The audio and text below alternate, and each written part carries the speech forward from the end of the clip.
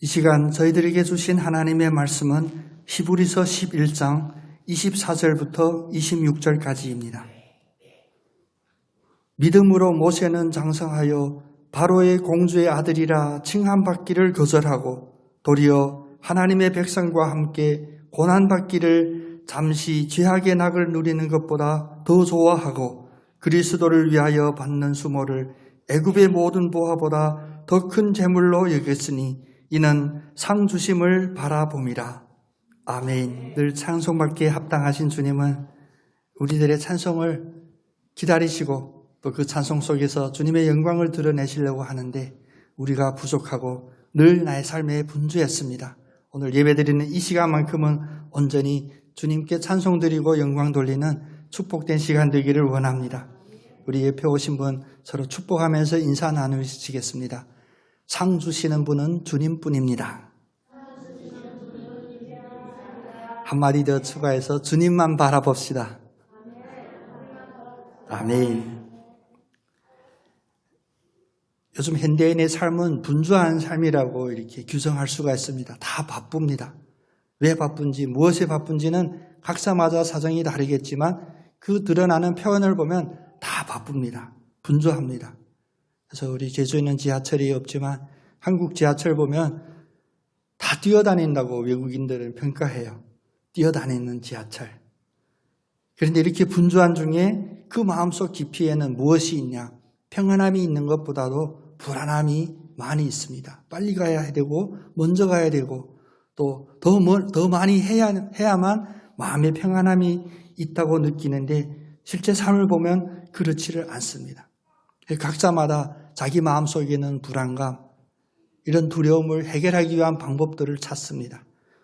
트롯 노래를, 옛 노래를 듣던가, 또 고상하게 책을 많이 읽던가, 또 운동하거나 여러 가지 취미 생활도 하고, 또 동아리 모임도 하고, 심지어는 종교 생활을 하면서 이러한 마음속에는 불안함을 이겨보려고 애씁니다. 그러나 잘 되지 않습니다. 육신의 평안함을 원하여 사실 약국에서 제일 많이 처방되는 약이 무엇이냐 했더니 대한민국에서 약국에서 가장 많이 처방되는 약이 신경안정제래요. 신경안정제. 그만큼 우리의 마음속에는 불안을 이기려는 사람들이 노력이 있는데 그대로 되지 않는 안타까움이 있습니다. 특별히 어제 저희 아이를 보면서도 제가 한참 웃었어요.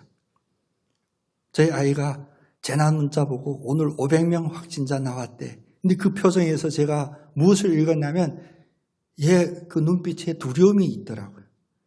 그래서 어제 원래 저 논술학원 가야 되는데 안 간대. 확진자가 500명 나왔대요. 우리의 마음속에, 우리 아이들의 마음속에 마저도 있는 이런 두려워함을 이길 수 있는 방법이 무엇일까? 사실 주님은 일찍이 우리들에게 정답을 주셨습니다. 마음의 평안함이 이 모든 것을 해결해 주는 가장 효과적인 약이라고 말씀하셨습니다. 잠언 17장 22절에 보면 마음의 즐거움은 양약이고 심령의 근심은 뼈로 마르게 하느니라. 다시 말하면 즐거운 마음은 모든 병을 다 낫게 하지만 근심하는 마음은 뼈까지도 마르게 아프게 한다라는 것입니다. 근심하는 마음은 위기와 직결되어 있지만 평안한 마음은 믿음과 직결되어 있습니다. 오늘 이 시간 말씀을 통하여 우리가 지금 위기를 만났다고 판단하는 이 시국에 우리의 마음이 평안이 있고 우리의 마음에 올바른 주님의 뜻을 이루는 선택이 있기를 바라는 그 비법을 한번 살펴보기를 원합니다. 먼저 첫 번째는 우리는 누구인가에 대한 정체성에 대하여 고민해야 됩니다. 나는 누구인가? 나는 누구인가? 모세라는 인물이 오늘 본문 말씀에 나오죠. 모세는 자기의 삶 속에서 확실한 자기의 정체성을 찾고 그 정체성대로 살았던 인물입니다.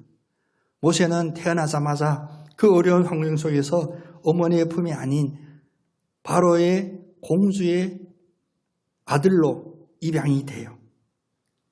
3개월 만에 공주의 손에 왕자로 컸고 40세가 되기까지 왕궁에서 왕자의 신분으로 그는 살았습니다. 그 당시 애굽은 세계에서 가장 강력한 제국이었고 그 애굽의 왕자로 되면 세상에서 가장 부러워하는 그런 신분임이 분명합니다. 그러나 모세는 40세가 되는 그때에 노예로 고통당하고 핍박받는 자기의 동족들을 바라보면서 자기의 참 정체성을 찾았습니다. 다시 말하면 나는 누구인가에 대한 그 해답을 찾게 됩니다. 지금까지 애굽의 왕자로 컸던 그 신분은 진짜 신분이 아니고 가짜 신분이었고 비록 나는 이스라엘의 자손이다라고 선포하면 노예의 신분으로 떨어질 수도 있지만 그것이 바로 자기의 참 신분임을 알게 되었습니다. 루터는 일찍이 저희들에게 모든 기독교인들은 두 왕국에 살고 있다. 다시 말하면 두 신분이 있다고 해요. 세상에서는 우리는 세상의 신분이 있습니다. 우리는 대한민국 국민의 신분을 가지고 있습니다. 이것은 세상에서의 신분입니다. 이제 선거를 앞두고 있는데 우리가 지혜를 구하고 함께 기도하면서 좋은 지도자를 선출하는 그 일에는 우리는 대한민국 국민이라고 하는 그 신분을 행사해야 합니다. 그런데 또 중요한 것은 무엇이냐? 우리는 하나님의 나라의 백성이라고 하는 영적인 신분이 있습니다. 이 신분은 영원한 신분입니다. 세상의 속세에서의 신분은 우리의 육신의 삶과 생명과 직결되어 있어서 잠깐 흘러갈 수가 있겠지만 참 신분은 영생에 이르는 영원한 신분입니다. 나는 누구인가라는 이 질문을 할 때 우리는 가짜 신분과 참 신분을 구별할 수 있는 그런 분별력을 가질 수 있어야 됩니다. 나는 누구인가? 나의 삶의 주인은 누구인가? 여러분 이 시간 자기 자신에게 한번 질문해 보시기를 간절히 권면드립니다. 나는 누구인가? 라고 질문했을 때 나의 삶의 주인은 누구인가? 라고 질문했을 때 우리의 마음속에 오직 예수 그리스도라고 하는 그 대답이 울려 퍼지기를 간절히 축복드립니다. 세상은 분주하니까 정신이 없다라고 표현도 하죠. 정신이 없다는 바로 내가 분주해도 나의 주체가 없다는 것입니다. 끊임없이 갈등하고 고민하고 그래서 그 속에서 스트레스를 받게 되는 이 모든 문제들은 사실 정체성으로 인하여 생기는 문제입니다. 나는 누구인가에 대한 정확한 답을 갖지 않으면 우리는 갈등하고 불만하고 또 불평하게 되고 그 속에 스트레스를 받게 됩니다. 왜냐? 내가 아닌 어떤 것으로 되고자 하니까 그게 안 되죠. 참 내가 돼야 되는데 내가 아닌 다른 것이 되고자 노력하니 잘 되지 않습니다. 또 내 삶이 아닌 나에게 주어진 내 삶이 아닌 다른 삶을 살고자 하니 그 속에는 갈등이 있게 됩니다. 더군다나 내가 주인이 아닌데 내가 주인처럼 살고자 하니 더구나 막연합니다. 잘 되지 않습니다. 이런 것들이 우리의 갈등과 고민이 되고 무기력함과 세상의 삶에서 상실감으로 이어집니다. 오늘 말씀을 보니까 모세는 나는 누구인가에 대하여 정확히 알고 선택합니다. 24절에 믿음으로 모세는 장성하여 바로의 공주의 아들이라 칭함받기를 거절했대요. 무엇을 거절했냐? 세상에는 누구나 다 추구하고자 하는 그 막강한 권력을 가지고 부를 가지고 누리는 그 왕자의 자리를 거절한 이것이 바로 모세가 자기의 정체성을 맞는 정확한 선택을 했던 그 계기가 됩니다. 눈앞에 보이는 이런 현실 상황들이 우리에게 주는 모든 착각들, 심지어 나는 누구인가에 대한 착각들, 이런 착각들이 온전한 정체성을 확인함으로 인하여 세상에 휩쓸려 사는 것이 아니라 나의 참된 나를 살아가는 그런 축복된 삶이 있기를 원합니다. 예레미야서 10장 2절에 보면 여호와께서 자기의 백성들에게 말하시기를 여러 나라의 길을 배우지 말라. 이방 사람들은 하늘의 징조를 두려워하거니와 너희는 그것을 두려워하지 말라. 세상 뉴스에서 이야기하는 두려움, 세상 뉴스에서 이야기하는 성공, 이런 것들이 휩쓸리지 않고 나는 누구인지 그 중심을 온전히 붙잡고 살아나가는 모세와 같은 여러분 되시기를 원합니다. 이제 나는 누구인가 정체성을 알면 그 두 번째는 무엇이냐? 바로 올바른 선택을 하게 됩니다. 여기서 올바른 선택이라고 했습니다. 선택은 다양한 게 있겠죠. 편한 선택, 행복한 선택, 또 잘못된 선택. 그런데 올바른 선택이란 무엇이냐? 모세는 자기의 정체성에 맞는 삶을 선택했지만 그에게는 올바른 선택에 따른 또 다른 책임이 있었습니다. 우리가 원치 않을 수도 있는 그런 책임입니다. 25절에 보면 하나님의 백성과 함께 고난받기를 잠시 죄악의 낙을 누리는 것보다 더 좋아했다라고 말합니다. 애굽에서의 가짜 정체성은 왕자의 신분으로서 낙을 누리는 거예요. 행복을 누리는 겁니다. 세상이 말하는 평안함을 누리는 겁니다. 그런데 그건 어떤 평안함이냐? 가짜 평안이었습니다. 잠시였는 죄악의 쾌락이라는 것을 깨닫게 됩니다. 그런데 올바른 선택한 모세에게 이제 닥치는 것은 무엇이냐? 오히려 하나님의 백성과 함께 고난받는 길이었습니다. 가짜 신분을 거절하고 진짜 신분을 선택하니 그에게는 하나님의 백성과 함께 겪는 고난이 있다는 것입니다. 여기에서 우리는 멈추게 돼요. 사실 우리가 올바른 선택이 뭔지를 몰라서 선택하지 못하는 것이 아닙니다. 올바른 선택을 했을 때 그에 따르는 책임 때문에 우리가 모르는 척 회피했습니다. 나 좋은 게 좋고 다들 편한 게 좋지. 그리고 또 자기 자신에게 합리화합니다. 이 정도면 잘했지. 나만큼 하는 사람 있으면 나와봐라. 누군가가 잘못을 지적하면 그 잘못에 대하여 뒤돌아보는 것이 아니라 너는 어떤데? 네가 누군데? 우리가 올바른 선택을 하게 되면 그에 따른 책임들이 옵니다. 모세가 당시 올바른 선택을 했을 때 그 올바른 선택은 노예로 되는 거예요. 가짜 신분인 왕자의 신분을 버리고 노예의 신분을 선택하는 겁니다. 그에 따르는 당연한 책임들이 뒤따르게 돼요. 물론 우리의 삶 속에서는 내가 선택할 수 없는 일들이 많습니다. 나의 부모를 내가 선택할 수가 없고 나의 자식을 내가 선택할 수가 없고 그러나 이런 삶과 환경 속에서 일어나는 내가 원치 않는 일들에 대하여 내가 선택할 수가 없습니다. 근데 문제는 올바른 선택에 따른 책임이란 무엇이냐? 바로 이러한 결과에 대하여 어떻게 반응하는가가 나의 책임이고 나의 능력입니다. 똑같은 상황 속에서도 우리는 다른 반응을 하게 됩니다. 똑같은 선택을 했어도 다른 결과가 나타났을 때 각자의 반응들이 다르다는 것입니다. 물론 책임을 진다는 것 누구든지 좋아하는 사람이 없습니다. 심지어 나라의 지도자가 되고자 해도 책임을 지고자 하는 그런 태도들이 안 보여서 우리가 안타까울 때가 있죠. 누리기는 원하는데 책임은 지고자 하지 않습니다.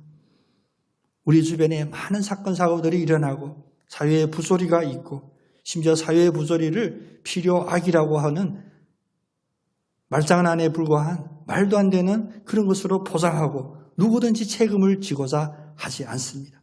그런데 우리는 왜 올바른 선택을 할 수 있냐? 우리가 올바른 선택을 하는 이유는 나의 올바른 선택의 책임은 나에게 있는 것이 아니라 더 깊은 차원에서 바로 나를 선택하신 하나님께 있다는 것입니다. 때문에 이것이 우리의 고백이 되고 우리의 마음의 평안이 되는 기초가 되어 세상이나 거짓 종교에서는 무엇을 묻냐? 너의 선택에 따른 책임을 묻습니다. 모든 것이 너의 책임으로 네 선택에 따른 그 결과에 내가 책임지라고 합니다. 그러나 우리가 나는 누구인지 정체성을 제대로 알고 나는 하나님의 백성으로 살겠습니다라는 그 선택을 했다면 이 올바른 선택에는 하나님이 책임져 주십니다. 이 세상의 복음 이것뿐입니다. 그 어떤 종교도 이것을 가르치지 않습니다. 그러나 우리의 선택에는 하나님이 책임져 주신다고 선포하시면서 지난 모든 일에 대한 우리가 감당할 수가 없고 우리가 교정할 수 없는 그런 문제들마저도 하나님께서 모든 것을 도말해 주신다는 유일한 선포가 바로 우리의 기독교 복음입니다. 이사야서 43장 18절 19절에 보면 너희는 이제 이전 일을 기억하지 말고 옛날 일을 생각하지 말라. 오늘 이 순간 여러분께 이 축복이 임하기를 원합니다. 오늘 이전의 모든 일은 기억되지도 않고 옛날 일은 생각하지도 말라. 왜? 우리는 앞을 바라보는 하나님의 자녀들입니다. 보라, 내가 새 일을 행하리니 이제 나타낼 것이라. 너희가 그것을 알지 못하겠느냐? 반드시 내가 광야의 사막의 길을 강무로 내리라. 하나님이 새 일을 시작하십니다. 오늘의 하루는 내가 눈을 뜨니 하루가 시작되는 것이 아니라 내가 올바른 선택은 그냥 눈을 뜬 것뿐인데 오늘 새 날을 열어주신 하나님께서 새 일을 행하시며 반드시 그 행하는 것을 나타낼 것이라고 약속해 주셨습니다. 하나님의 약속, 그 약속을 붙잡는 것이 우리의 올바른 선택의 책임입니다. 세 번째로는 이제 나는 누구인지를 알고 나는 올바른 선택, 다시 말하면 하나님의 백성으로 살겠습니다라는 이 선택을 한다면 세 번째로 우리는 삶 속에서 모든 우선순위를 주님께 두어야 합니다. 모세는 선택했습니다. 왕자의 신분을 버리고 참 신분인 하나님의 백성으로 함께 고난을 받을지라도 그 길을 걷겠습니다라고 선택했습니다. 이제 선택했으니 그의 우선순위는 바뀝니다. 이제부터는 모든 것이 하나님의 인도하심을 구하는 것이 모세의 우선순위였습니다. 우리가 세상에서 추구하고 원하고 간절히 내가 소유하고자 하는 것들을 보면 무엇을 원하냐? 내가 내 소원대로 내 계획대로 행하는 데 필요한 것, 그러한 필요를 충족시킬 수 있는 그런 조건들을 우리는 구하게 됩니다. 그러나 오늘 모세의 이 우선순위는 주님께 있습니다는 무엇이냐? 우리가 세상적으로 생각하는 모든 순서가 뒤집어지고 거꾸로 되어야 한다는 것입니다. 하나님의 인도하심을 먼저 구하는 것이 바로 우선순위입니다. 범사에 주님을 인정하고 마음을 다하고 주님을 신뢰하면 이것이 우선이 되었을 때 오히려 우리가 계획했던 것이 이루어지고 심지어 우리는 계획하지도 못했던 것들을 더 선한 것들로 주님이 우리에게 응답해 주십니다. 잠언 3장 5절 6절에 너는 마음을 다하여 여호와를 신뢰하고 내 명철을 의지하지 말라.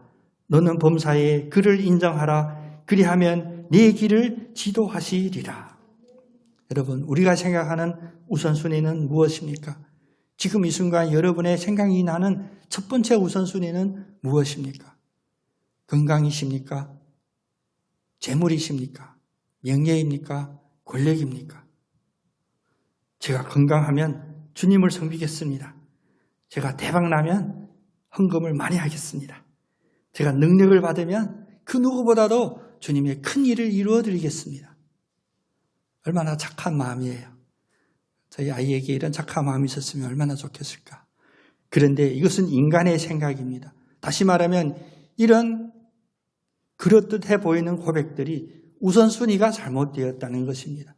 내가 건강해야, 내가 돈이 있어야, 내가 힘이 있어야. 사실 하나님은 손이 짧으신 분이 아니다라고 선포하셨습니다. 하나님이 원하시는 것에 우리의 건강이, 우리의 물질이, 우리의 능력이, 우리의 경험이 얼마나 도움이 되겠습니까? 절대 아닙니다. 모세의 삶에서 우리는 알 수 있죠. 모세는 세상이 바라볼 수 있는 이런 것들을 다 갖추었습니다. 한참 힘이 있을 40대, 40세. 그는 육신적인 힘만 있었던 것이 아니라 권력도 있었어요. 재물도 있었습니다. 그는 지식도 있었습니다. 그런데 하나님의 모세를 참된 정체성에 맞게 사용하시고자 했을 때 그에게 하셨던 말씀은 무엇이냐? 거기에서 나와 떠나가라. 거기에서 나와 떠나라. 건강, 물질, 능력, 권세 이런 것이 없어서 우리가 믿음의 삶을 살지 못하는 것이 아닙니다. 거꾸로 저는 주님의 우선순위입니다라고 고백하게 된다면 주님은 거기에 따른 모든 물질이나 건강이나 능력을 허락해 주실 줄로 믿는 것이 우리의 믿음입니다. 여러분, 내가 지금 답답한 상황에 사방이 우겨싸움 당한 것 같이 공고 속에 빠져 있다고 한탄하십니까? 내가 돈이 없어서 이 일을 해결하지 못한다고 한탄하십니까? 내가 건강하지 못해서 이 일을 하지 못한다고 한탄하십니까? 아닙니다. 그때가 바로 우리에게 구원의 때를 깨닫게 해주시는 순간인 줄로 믿고 이제 우리의 삶을 거꾸로 뒤집읍시다. 우선순위부터 바꿉시다. 성경에 보면 엄청난 권력이나 부를 누렸던 많은 사람들이 있습니다. 욥이든지 아브라함이든지 다윗이든지 그들에게는 권력도 있었고 부도 있었습니다. 그러나 그들의 삶을 보면 오히려 하나님을 우선순위에 두었던 사람들입니다. 잠시 있다가 금방 사라질 것 같은 이 세상의 것들이 우리의 우선순위가 되지 않는, 그리하여 주님만을 온전히 우선순위로 살아나가는, 사실 우리의 위기를 보면 코로나는 조만간 우리가 알게 될 겁니다. 코로나는 우리에게 위기가 아니었었구나. 지나고 보니 별거 아니었구나. 저희 나라의 눈에서 오는 그 두려움은 사실 허상입니다. 우리는 지금 경험하고 있습니다. 한 발짝씩 가고 있습니다. 그런데 왜 이 순간이 있게 되냐? 우리 이주희 권사님 대표기도 해주셨듯이 우리의 눈에 보이는 이 현실 속에서 현실 안에 있고 현실을 주장하시는 주님을 바라볼 수 있는, 그 섭리를 바라볼 수 있는 우리의 눈이 띄어지기를 원합니다. 단순하지만 좀 맥락이 없는 듯하지만 이 고백 오늘 이 시간 꼭 같이 했으면 좋겠습니다. 내 삶의 우선순위는 주님께 있습니다. 우리 한번 같이 고백해 보겠습니다. 내 삶의 우선순위는 주님께 있습니다. 아멘. 그래서 떠나라 하면 떠나고, 내놓아라 하면 다 내놓고, 그 자리에 멈춰라 하면 멈추고, 이 모든 나의 삶을 주장하는 모든 이 주장권이, 이 주권이 주님께 있는 삶으로 온전히 살아나가기를 원합니다. 이제 1, 2, 3번까지 보면 나의 정체성을 알고 정체성에 맞는 올바른 선택을 하고, 이제 올바른 선택을 했으니 모든 우선순위를 주님께 두어야 하는데, 그 다음 한 단계가 더 남아 있습니다. 주님이 언제 오실지는 우리에게 알려주지를 않은 것이 바로 주님의 신비입니다. 나는 나의 뜻대로, 나의 계획표대로 주님이 오고 가심이 다 이루어져 있으면 좋겠어요. 힘들 때면 주님 어서 오셨으면 좋겠다. 내가 평안하고 형통할 때는 주님 좀 늦게 오셨으면 내가 한시라도 더 누렸으면 좋겠다. 그러니 우리의 삶 속에서 주님이 우선순위가 온전히 드러나지 않는데, 우리의 삶에서 우선순위가 온전히 드러나게 하는 것이 바로 네 번째입니다. 그것은 바로 인내입니다. 온전하게 인내해야 됩니다. 모세는 이제부터 참 신분을 찾고 정체성에 맞는 그 삶을 살면서 하나님을 우선순위로 두었을 때 그가 가질 수 있는 삶의 자세는 바로 인내였습니다. 26절에 보면 그리스도를 위하여 받는 수모를 애굽의 모든 보화보다 더 큰 재물로 여겼는데 그 이유는 바로 이는 상 주심을 바라봄이라. 바라보다. 현재 지금 이 순간 이루어진 것이 아닙니다. 바라보다. 희망이고 소망이었습니다. 앞으로 내다보는 시각입니다. 그런데 무엇을 바라보냐? 상을 주시는 이를 바라봄이라. 상 주시는 이가 바로 우리의 주님이라는 것이 우리가 인내하는, 우리가 믿음을 가지는 가장 기본적인 근거가 됩니다. 우리의 주님은 우리에게 나중에 혼내려고, 야단치려고, 너 그때 왜 그랬냐? 그런 잘못을 어찌하려고 절대 두렵고 무서운 하나님이 아닙니다. 주님은 나중에 우리들에게 상을 주시려고 하는 그런 선한 마음을 가지신 신실하신 주님이십니다. 우리의 삶 속에서 겪는 고난들, 주님은 성경 전체를 통하여 우리들에게 이야기합니다. 이 시련은 무엇이냐? 우리의 믿음이 더 굳건하고 우리의 신앙이 더 성숙되게 하고 이 속에서 우리를 정금같이 연단시키는 과정이라고 했습니다. 이 과정이 싫으면 그러면 금이 될 수가 없습니다. 정금으로 나올 수가 없습니다. 그래서 히브리서 11장 6절에 믿음이 없이는 하나님을 기쁘시게 하지 못하나니 하나님께 나가는 자는 반드시 그가 계신 것과 또한 그가 자기를 찾는 자들에게 상 주시는 이심을 믿어야 할지니라. 인내함이 없이는 우리의 삶이 앞으로 진전이 없습니다. 인내함이 없으면 우리는 앞으로 나아갈 수가 없습니다. 인내함이 없으면 우리는 그 상을 받을 수가 없습니다. 지금 겪는 모든 우리의 위기라고 생각하는 이 상황들을 우리를 인내하게 하시고 우리를 온전하게 하시는 하나님의 연단의 그 과정으로 믿고 나가시는 여러분 다 되시기를 원합니다. 그래서 야고보서 5장 11절 말씀하십니다. 형제들아, 주님의 이름으로 말한 선지자들은 고난과 오래 참음의 본으로 삼으라. 왜?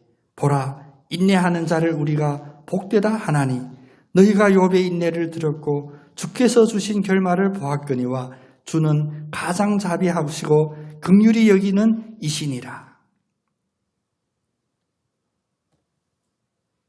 우리가 알지 못하는 때, 그것이 바로 주님의 때입니다. 내가 예상하지 못했을 때가 바로 주님의 때입니다. 내 계획 밖의 일들이 이루어지는 것이 바로 주님의 때입니다. 그럼 그때까지 우리가 해야 될 것, 바로 온전히 인내하는 삶의 자세입니다. 지금 당장 힘들고 포기하고 싶은 일들이 있으십니까? 인내하시면 반드시 상 주시는 이가 우리에게 선한 결말을 보여주실 것입니다. 왜냐하면 그 상 주시는 이는 자비하시고 긍휼이 많으신 분이십니다. 제가 3일 동안 이제 재난 경고 문자를 좀 닫을까 싶어요. 왜냐하면 우리의 인간의 약점이 무엇이냐? 우리 눈에 보이고 귀에 들리면 그대로 우리 마음이 움직여진다는 것이 인간의 약점입니다. 그러나 우리가 귀를 닫고 눈을 닫고 입을 닫고 오로지 자비하시고 긍휼이 많으시는 그 상 주시는 이를 바라봤을 때 우리의 삶이 어떻게 바뀌는지 한번 삶 속에서 시도해 보시고 실험해 봤으면 좋겠습니다. 단 하루라도, 3일이라도, 일주일이라도 세상에 휩쓸려 살면서 내가 누구인지 나의 정체성에 맞지 않은 삶을 추구하다가 불안해하고 스트레스 받고 그래서 신경 안정제를 찾는 그러한 삶이 아니라 온전한 인내 속에서 마음의 평안이 주님께 있습니다라고 고백하고 나의 신분을 받아들이고 또 나의 삶 속에서 내가 올바른 선택에 따른 책임들을 감당할 때 하나님을 우선순위로 지키며 믿음의 확신에서 인내하는 열매를 반드시 맺을 줄로 믿습니다. 우리 반석교회 모든 성도님들 또 주님을 그리스도라고 고백하는 모든 성도들에게는 이러한 확신의 삶 속에서 주님이 주시는 우리가 알지 못하는 나의 계획표에 없는 그런 축복들이 충만하게 임하시기를 축복합니다. 이사야서 55장 8절 9절 말씀입니다. 이는 내 생각이 너의 생각과 다르며 내 길은 너희의 길과 다름이라. 여호와의 말씀이니라. 이는 하늘이 땅보다 높음같이 내 길은 너희의 길보다 높으며 내 생각은 너희의 생각보다 높음이니라. 내 생각대로 안 되는 일, 축복의 사건으로 변화되기를 축복합니다. 우리의 생각이 아닌 하나님의 생각은 우리보다 높고 내가 생각하는 길과 다른 길로 하나님이 인도해 주심을 인정하고 순종하며 나아가는 여러분 다 되시기를 원합니다. 그래서 위기 속에서도 평안이 무엇이냐?